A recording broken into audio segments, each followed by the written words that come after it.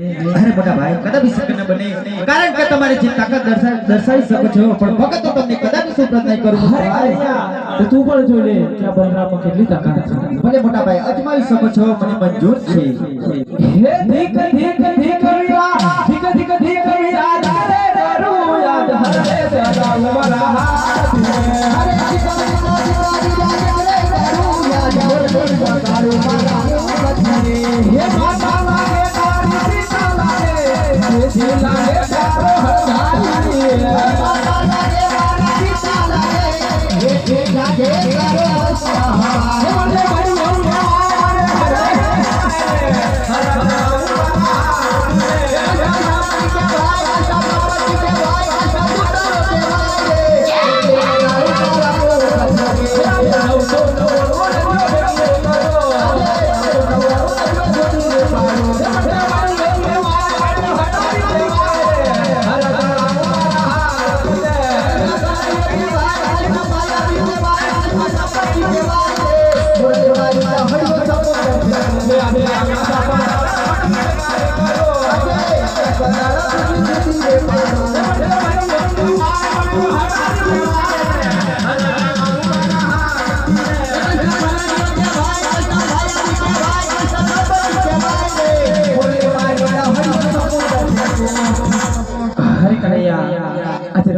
મને મારી હાર થાય છે અને તારી જીત થાય છે તો બોલ તારે સોનાની દાસ્તામાં બોલાવવાનો શું કારણ અરે મોટા ભાઈ ભાઈ ભાઈ માં વાત હોય હારે જીત કદાપી ના હોય મોટા ભાઈ